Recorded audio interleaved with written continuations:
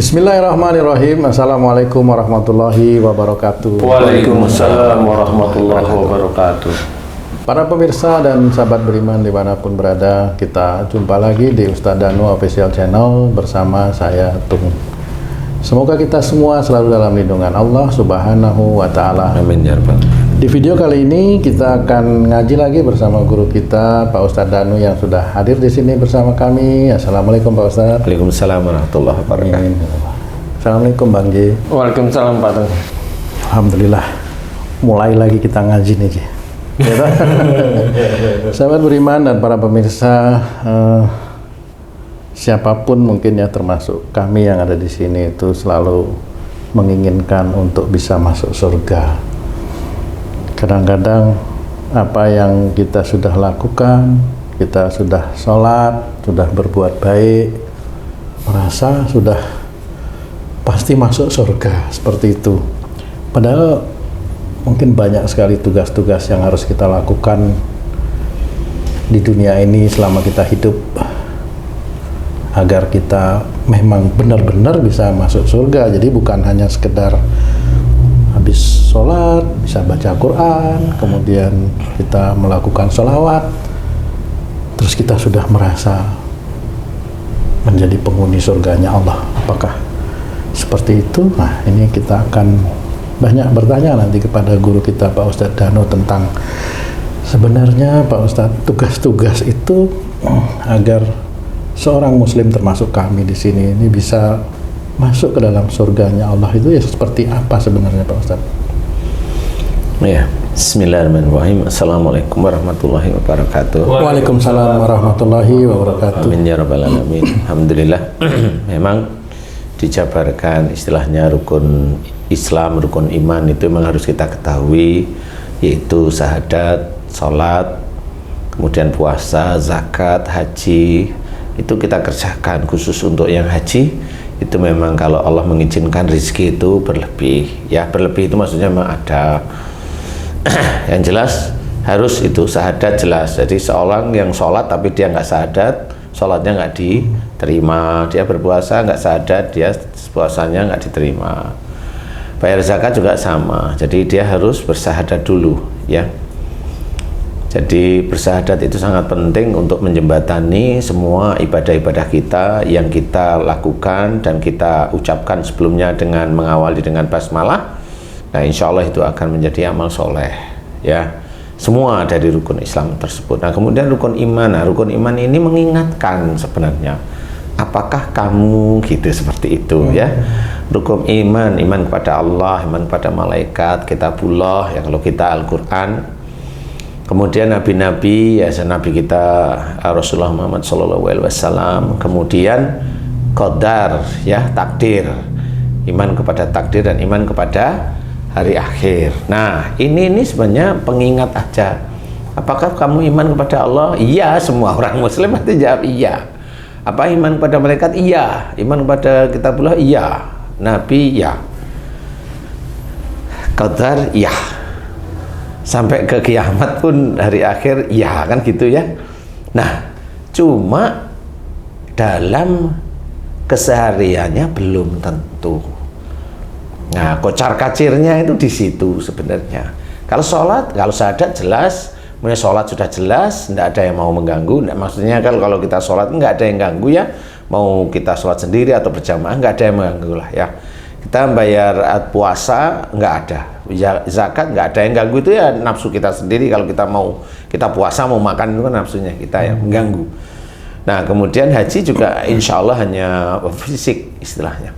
Nah, pada saat iman inilah yang baru seorang muslim itu bisa kocar kacir iman kepada Allah, umpamanya dengan mengucap la ilaha illallah, tidak ada Tuhan selain Allah. Itu harus kita cerminkan bahwasanya bagaimana tidak ada Tuhan selain Allah itu adalah ya Allah itulah yang sebenarnya yang kita sembah, Allah itulah yang memberikan rezeki kepada kita, Allah itulah yang menjadikan takdir kita terjadi, Allah itulah yang menjadikan kita bisa dikaruniai istri, dikaruniai anak, yang menjadikan Allah memberikan rizki yang halal toyib loh ya, ini ya, itu Allah sebenarnya.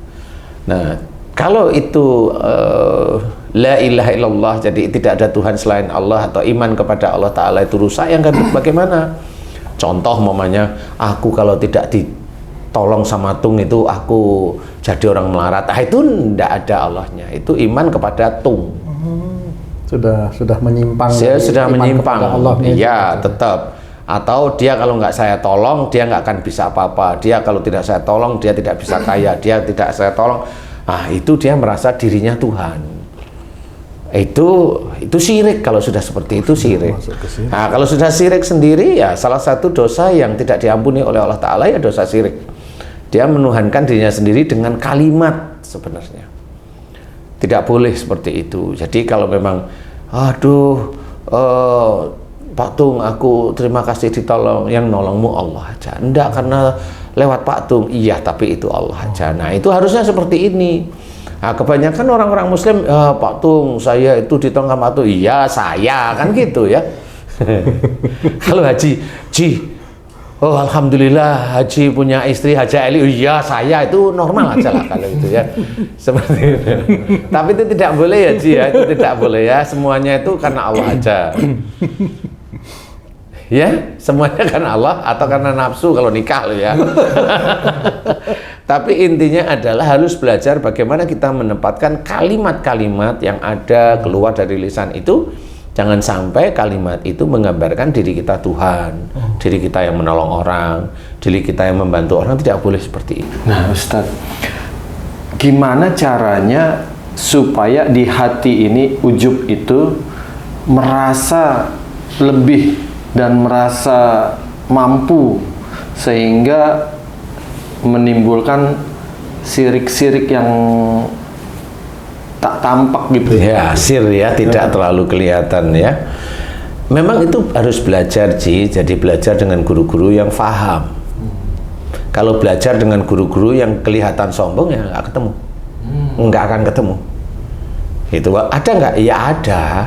Tapi belajar dengan guru-guru yang faham, yang tawadhu, yang rendah hati. Nah, itu nanti akan ketemu yang kita itu tetap menuhankan Allah istilahnya.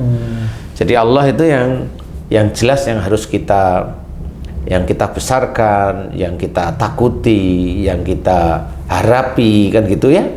Jadi seperti itu. Nah, itu selain itu juga harus berdoa setiap saatnya.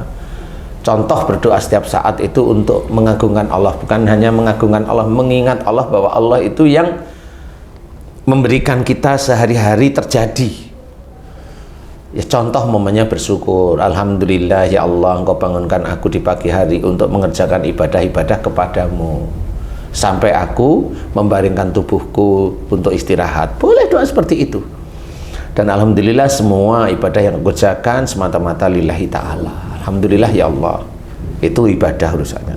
Alhamdulillah Engkau izinkan aku mengerjakan pekerjaan-pekerjaan yang Engkau berikan kepadaku.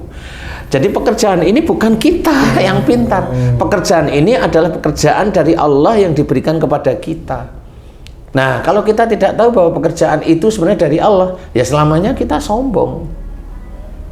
Kalau dia jadi pegawai, ya Tuhannya dia, ya rata-rata kalau pegawainya ya Tuhannya dia, ya pekerjaannya itu. Kalau direksi, ya pekerjaan itulah yang menjadikan dia jadi direksi, jadi dirut dan sebagainya. Nah, karena apa? Karena dia tidak pernah berdoa atau mengetahui bahwa alhamdulillah ya Allah Engkau izinkan aku mengerjakan pekerjaan-pekerjaan yang Kau berikan kepada diriku. Haji J dulu di MNC kan nggak pernah doa seperti itu, padahal pekerjaan itu kesannya kayak ya sehari-hari aja aku kerjain kan gitu, rutinitas sehingga lupa bahwa itu harus disyukuri.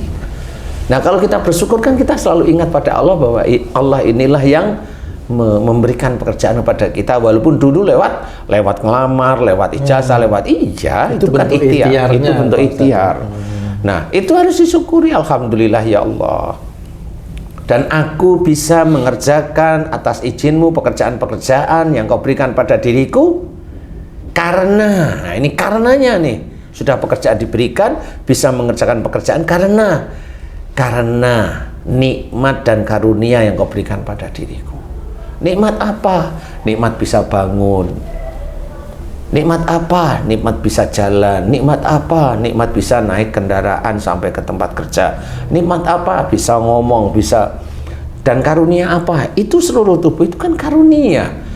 Dan sangat jarang sekali orang muslim itu berdoa seperti itu untuk menuhankan Allah. Ini kan menuhankan Allah namanya. Nah, inilah yang sangat jarang. Jadi bersyukur atas bisa mengerjakan pekerjaan itu atas nikmat dan karunia yang Allah berikan kepada kita. Ya tangan, ya kaki, ya jari-jari tangan ini, ya mulut, ya telinga, ya mata, ya otak. Semua itu kan disyukuri, dan orang muslim jarang sekali orang muslim bersyukur. Ustaz, jari tangan dan lain-lain itu kita harus syukuri. Bagaimana Ustaz menumbuhkan rasa syukur? Karena banyak juga di antara kita-kita ini nggak terpikir untuk bersyukur gitu Ustaz. Bagaimana menumbuhkannya itu Ustaz? Karena orang hidup itu udah dikira given, pemberian. Betul. Nah itulah yang harus kita ketahui. Kenapa itu harus ditumbuhkan? Ya berdoa setiap hari yang harus disyukuri itu kan menumbuhkan rasa bahwa kita itu menuhankan Allah sebenarnya. Semua yang kita kerjakan itu, kita bisa bergerak, itu kan Allah yang mengizinkan kita bergerak. Itu kan sebenarnya itu karunia yang diberikan oleh Allah Ta'ala. Kebanyakan orang-orang muslim memang tidak pernah yang seperti itu. Dia bilang alhamdulillah sekali, paling hanya cuma 1-2 detik aja alhamdulillah. Yang lain enggak. Apakah cukup dengan bahasa yang kita pahami itu? Cukup. Karena kan nggak perlu dicari bahasa Arabnya seperti itu. Kalau memang ada, cari, nggak ada masalah. Gitu. Karena memang banyak bahasa-bahasa Arab atau dari imam-imam itu juga bahasanya bahasa beliau sendiri juga tidak ada masalah. Cuma memang beliau bahasanya Arab, ya Arab. Kalau memang itu kita itu mau, ya ayo. Ayo mulai sekarang. Bukan persoalan Arab atau Indonesia atau Cina dan sebagainya. Enggak. Mengetahui bahwa kita itu milik Allah itu sendiri aja jarang.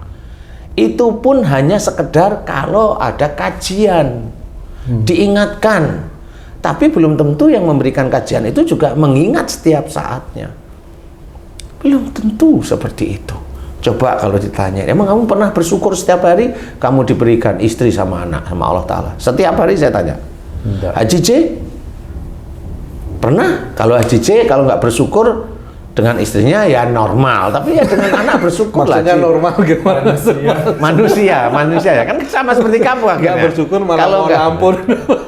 Iya. Itu pun jarang disyukuri sebenarnya. Padahal itu kelengkapan kita. Agar hasrat, nafsu, istilahnya yang itu bisa dengan istri kita, kan bisa dengan halal ceritanya. Seperti ini yang harus kita ketahui. Itu juga harus disyukuri. Anak juga harus kita syukuri terus-menerus walaupun anak itu menguji kita. Iya, harus kita syukuri. Nah itu juga sangat jarang sekali. Ustaz, memberikan pendidikan untuk sholat pada anak sulit banget Ustaz. Sebabnya gini Ustaz, kalau kita berdoa pantas dia melakukan doa karena ada sesuatu yang akan diminta. Iya, manusia normal, manusia muslim pada umumnya. Berdoa itu akan semangat dia karena ada sesuatu yang akan diminta. Nah, kalau sholat itu kan sepertinya jadi beban gitu loh Ustaz. Nggak ada sesuatu yang dia dapat gitu loh.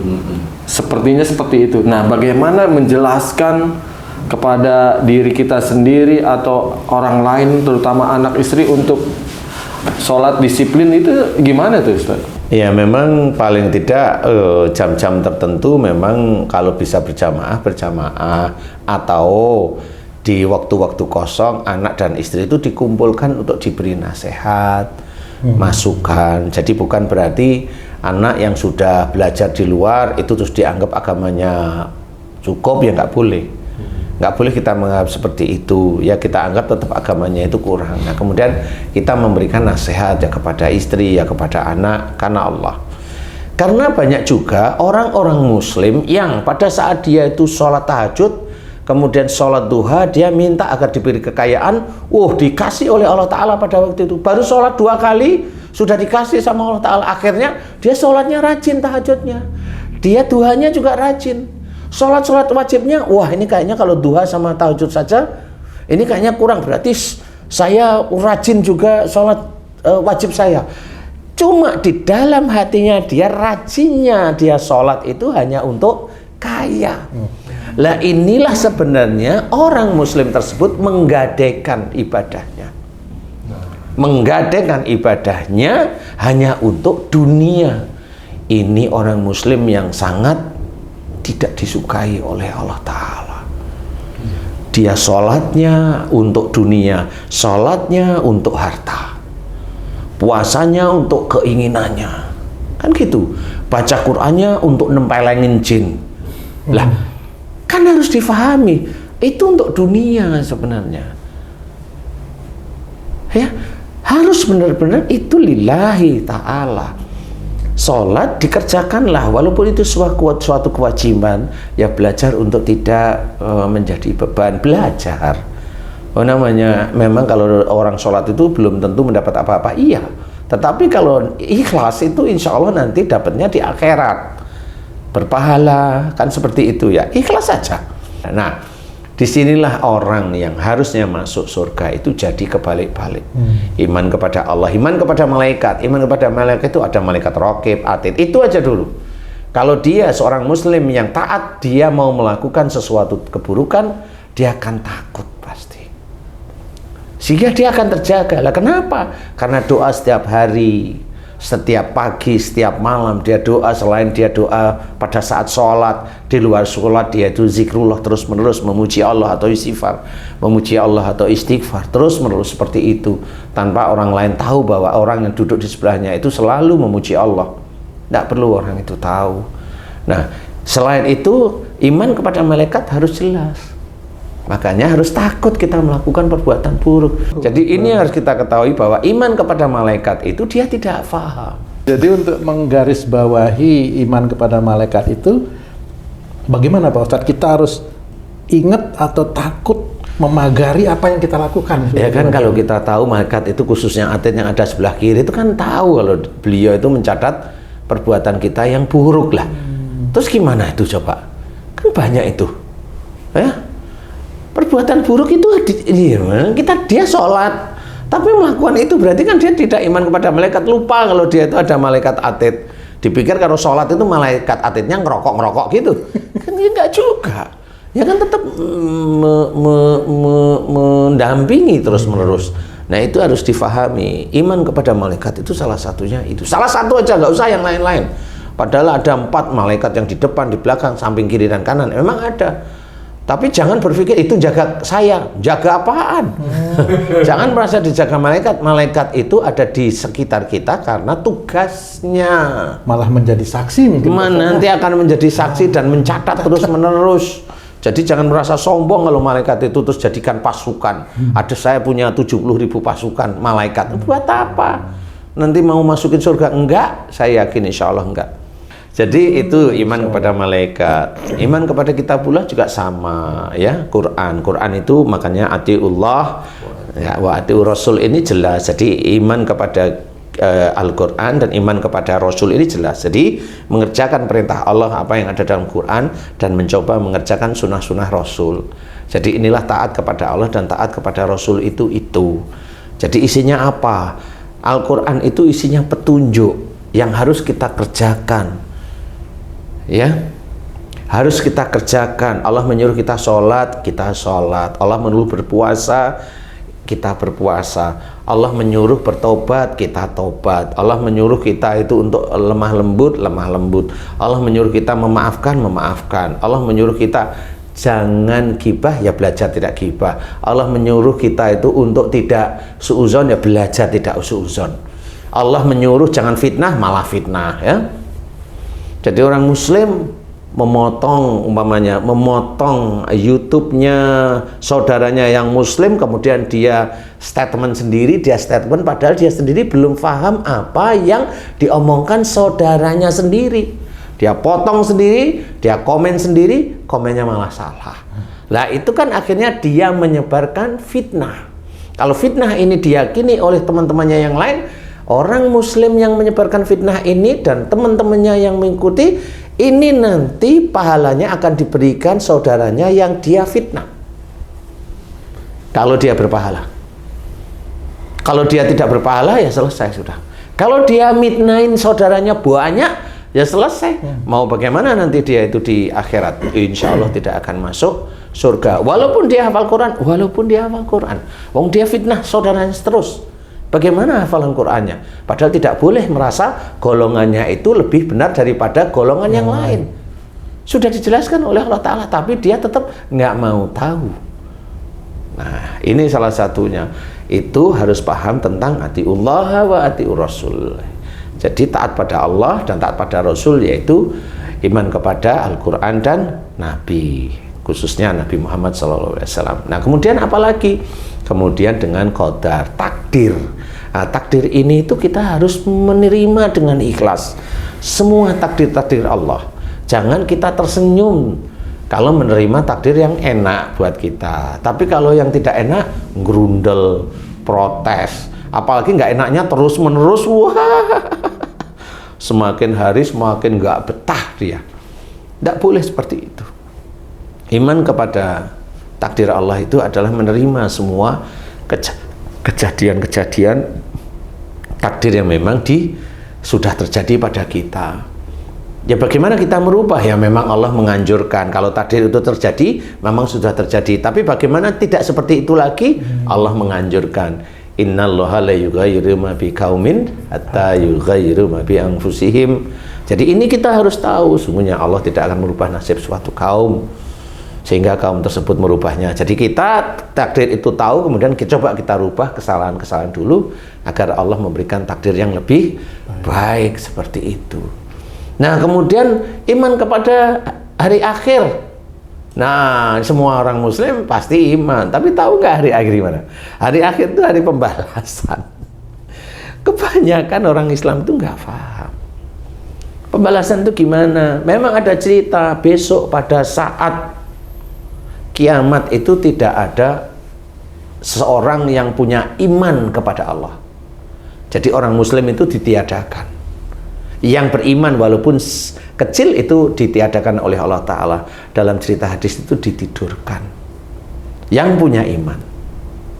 Nah, yang tidak punya iman, yang bagaimana? Ya tadi, syirik. Dia lakukan terus-menerus, dan orang muslim tersebut lupa, dia tidak pernah memohon ampun atas kesyirikan yang dia perbuat. Merasa dirinya Tuhan. Loh, merasa dirinya Tuhan, memang orang muslim nggak ada yang merasa dirinya merasa Tuhan, nggak ada. Tetapi dia kalau nggak saya tolong, dia nggak bisa apa-apa. Loh, nah, itu sudah dia merasa dirinya Tuhan. Saya kalau nggak seperti tadi saya lakukan, saya nggak dapat itu. Nah, nggak boleh. Semua yang dia lakukan itu ikhtiar, yang memberikan hasil itu Allah. Itu harus diketahui. Ma sabaka min hasanati fa min Allah. Apa saja nikmat yang kau terima itu dari sisi Allah sebenarnya. Jadi tidak boleh kita mengaku-ngaku bahwa yang terjadi itu karena saya. Ah, itu syirik orang yang seperti itu. Walaupun dia muslim, kalau itu sudah hobi cerita begitu, dia melakukan kesyirikan terus, dia merasa dirinya Tuhan. Walaupun dia muslim, iya. Walaupun dia sholat, iya. Itu tak akan terpecah, karena inilah yang harus kita ketahui. Apakah orang tersebut itu nanti akan ikut ditidurkan oleh Allah Ta'ala, atau dia ikut besok merasakan, iya, mengalami kiamat? Kalau menurut saya sih iya, tapi wallahu alam ya, menurut saya iya, karena itu termasuk syirik, dosa yang tidak diampuni oleh Allah Ta'ala. Berarti dia sudah tidak percaya pada Allah Ta'ala. Ustaz, jika masa lalu pernah melakukan atau berkata demikian baik lisan maupun di hati, itu apa yang harus kita lakukan untuk selamat dari syirik, Ustaz? Mohon ampun. Jadi tetap mohon ampun setiap hari, kemudian berubah. kemudian mengamati apa yang kita lakukan sehari-hari ini sudah benar apa enggak di hadapan Allah, itu harus koreksi diri. Yang namanya muhasabah itu seperti itu. Tidak hanya muhasabah itu hanya di doa, tetapi muhasabah itu ya doa, ya ada ikhtiarnya. Seperti itu. Jadi kalau memang, saya kok tadi ngomong kasar dengan ini, ya minta maaf lah dengan temannya, kemudian mohon ampun kepada Allah Ta'ala. Muhasabah itu salah satunya seperti itu. Tobatlah kepada Allah Ta'ala terus menerus. Karena kalau sudah nyawa pada tenggorokan, dia mohon ampun dan tobat kepada Allah Ta'ala, nggak diampuni, tidak diampuni. Beberapa ayat yang sudah menceritakan seperti itu, tidak diampuni oleh Allah Ta'ala. Nah, sebelum begitu kayak haji, ya ini kan insya Allah menurut saya masih lama lah, tobat aja lah, Ji. Jadi ngeri nih. Menurut saya loh ya. Jangan tuh nanti dipotong terus, kok kayak tahu takdir loh. Kan menurut saya. Bener. Kalau menurut saya itu kan doa jadinya, ya kan gitu. Nah kalau Allah walau a'lam memang nggak ngerti. Kalau menurut saya masih lama, maksudnya ya amin gitu aja cukup lah ya. Nah itu tetap harus difahami, karena untuk menuju masuk surga itu tidak gampang, dan banyak jamaah itu yang mengikuti ustadz-ustadznya. Banyak jamaah yang mengikuti ustadz-ustadznya. Kalau ustadznya salah, repot beneran. Dia akan masuk beriringan, walaupun ustadz-ustadz tadi itu menjadi makmumnya dari Rasul Muhammad pada saat nanti di padang mahsyar. Iya, semuanya. Tapi nanti kan dikelompok-kelompokkan lagi. Bukan kalau kita sudah bersolawat terus menerus, kemudian kita dianggap nanti bertemu dengan Rasul. Lah, perilaku sehari-hari bagaimana? Ya yang nanti benar-benar diizinkan oleh Allah Ta'ala bertemu dengan Rasulullah Muhammad SAW selain dia itu bersolawat. Bersolawat itu sendiri sudah ada di dalam tahiyat. Kan jelas itu, berarti dia juga rajin untuk bertahiyat. Maksudnya apa? Rajin sholat maksudnya, kan gitu. Selain rajin sholat, rajin bersolawat atas Nabi. Benar-benar serius. Kemudian perilaku Rasul dicontoh, perilaku yang baik, tutur kata yang baik, cara berpikir yang baik. Kalau seorang itu mengucap asyhadu alla ilaha illallah wa asyhadu anna muhammadur rasulullah, itu saudara kita. Kalau saudara kita ada kesalahan kecil, ya jangan itu dimasukkan di YouTube menjadi seperti salahnya besar. Padahal belum tentu itu juga salah menurut Allah. Itu kan salah menurut dia. Tidak boleh seperti itu. Nah, berarti dia tidak mengimani bahwa yang membaca syahadat itu saudaranya. Dia nggak mengimani yang seperti itu. Dia keluar jalur dari ayat yang bunyinya seperti itu. Dia keluar jalur dari hadis Nabi bahwa seorang yang bersyahadat itu sebenarnya saudara kita. Jadi kita harus belajar untuk menutup kekurangan-kekurangan saudara kita. Di dalam hadis Nabi juga diceritakan, kalaupun ada kesalahan saudara kita di majelis, kita itu dilarang kok memberikan nasihat saudara kita yang salah di depan majelis. Itu dilarang loh itu. Tapi sekarang banyak sekali. Nah itu muslim, makanya kita harus belajar jangan kita kerjakan seperti itu. Kalaupun memang kamu tuh Pak Haji difitnah, santai aja, nggak apa-apa, ya, untuk menjadikan digiring dimasukkan oleh Allah Ta'ala masuk surga itu sulit. Nah cara di dunia inilah caranya kita bersyukur itu setiap saat, memuji Allah setiap saat, memohon ampun setiap saat, tiap kali bangun, tiap kali di tengah-tengah waktu, tiap kali kita mau tidur, semuanya berdoa kepada Allah Ta'ala. Seperti itu. Ustadz, kalau hidupnya udah susah banget segala macam, setiap hari udah nggak susah. Nah, titik apakah yang harus disyukuri, Ustadz? Ya semuanya, ya kalau memang harus disyukuri ya sejak dia bangun atau sehari-hari disyukuri aja lah. Ya Kalau setiap saat kan sebenarnya kalau mau bangun itu kan jelas bangun bersyukur kan gitu ya. Ambil air wudhu, ambil air wudhu sampai ambil air wudhu, sholat lah kan gitu. Kalau sudah terbiasa tahajud, alhamdulillah kerjakan. Setelah tahajud, mohon ampun, banyak-banyak mohon ampun aja. Nggak usah minta yang banyak-banyak, nggak usah minta macem-macem. Cukup mohon ampun. Loh, kok cuma mohon ampun Ustaz? Kan katanya nanti di tahajud itu kan kita bisa dikabulkan. Iya sudah, karena banyak juga menceritakan wabil asarihum yastaghfirun, ini Allah mengajarkan, dan di penghujung malam mereka memohon ampun. Nah ya kita pakailah itu. Sebenarnya orang-orang yang mohon ampun ini tiap kali dia memohon ampun terus kesalahan dan dosa setiap harinya sejak akhir balik hingga saat ini terus, itu nanti Allah tahu kok sebenarnya ini orang nggak pernah minta apa-apa, tapi hatinya saya tahu. Karena Allah ya, kalau Allah ya hatinya tahu bahwa dia menginginkan itu, tapi dia sopan, dia tidak pernah mengucap lewat lisan. Yang terucap lewat lisan hanya satu, dia mohon ampun atas dosa-dosa yang dilakukan dan dia bersyukur atas nikmat yang diberikan Allah kepadanya. Itu Allah sangat tahu. Orang ini dan nggak pernah minta. Berarti orang ini nanti kalau diberi rezeki kayak apapun, insya Allah dia akan jaga amanah-amanah Allah itu. Dia akan jaga amanah-amanah. Disinilah harus pahami bahwa nggak perlu minta apa-apa, cukup mohon ampun, mohon ampun. Ya Allah, ampuni dosa-dosaku jika aku sejak akhir balikku hingga saat ini selalu melanggar firman-firman-Mu yang ada dalam Quran dan Sunnah Rasul-Mu. Ampuni dosaku ya Allah. Astagfirullahaladzim. Astagfirullahaladzim, astagfirullahaladzim. Ulangi lagi doa itu terus sampai subuh kan gitu ya, sampai azan atau sebelum azan. Silahkan kerjakan sesuatu yang memang harus kita kerjakan. Cukup mohon ampun, nggak usah minta yang aneh-aneh. Kalau saya mohonkan kepada saudara muslim, nggak usah minta yang aneh. Rahasianya malah di situ. Iya, rahasianya malah jangan minta yang aneh-aneh. Itu rahasia. Allah Maha tahu apa yang ada dalam hati kita. Tapi kalau kita menggebu, pingin kaya, pingin ngalir rezeki, pingin ini, itu udah kelihatan. Ikuin nafsumu dewe.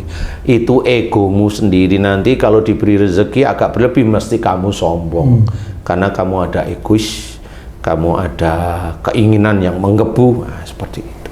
Itu malah bahaya. Makanya kita nggak usah, biasa aja. Nanti Allah yang memberi.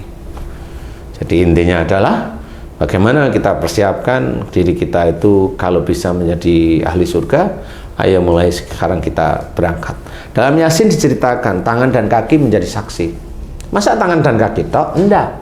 Itu hanya kiasan, tapi benar. Kiasan itu hanya menjembatani aja.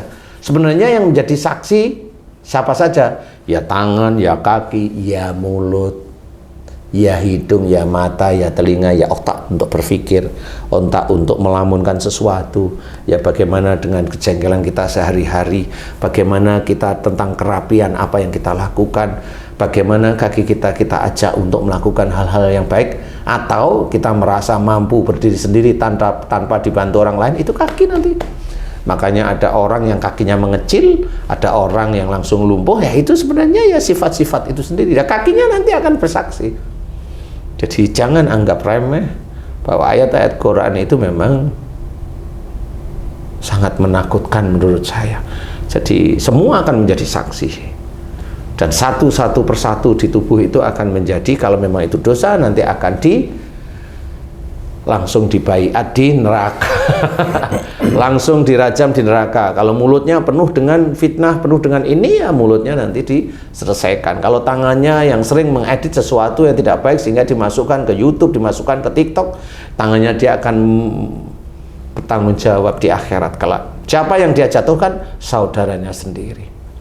Disitulah, ayo kita semuanya banyak mohon ampun, banyak bersyukur, kemudian mengerjakan sesuatu. Kerjakan yang baik dengan bismillah, selesai dengan alhamdulillah. Setiap waktu kosong istighfar, memuji Allah Ta'ala terus menerus.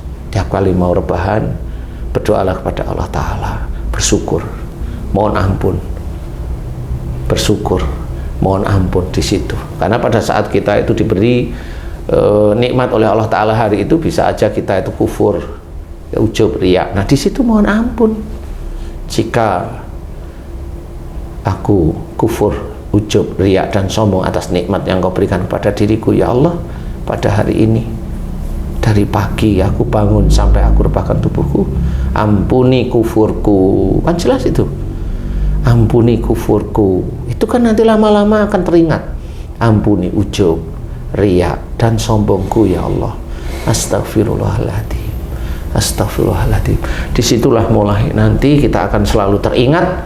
Nah, titiknya untuk mohon ampun dari titik-titik tersebut, ya, bukan titik Wulandari. Ya, insya Allah, wallahu a'lam. Sami'na wa ata'na ini. Mengembalikan Quran kepada fungsinya. Masya Allah. Alhamdulillah, terima kasih banyak Pak Ustadz. Kajiannya, bimbingannya, arahannya untuk kami sahabat beriman dan para pemirsa dimanapun berada. Mudah-mudahan video ini bisa memberikan banyak sekali inspirasi lah atau manfaat ya untuk meningkatkan keimanan dan ketakwaan kita kepada Allah Subhanahu wa Ta'ala. Sampai di sini video kita kali ini. Kita jumpa lagi di video kami yang lain. Kami pamit.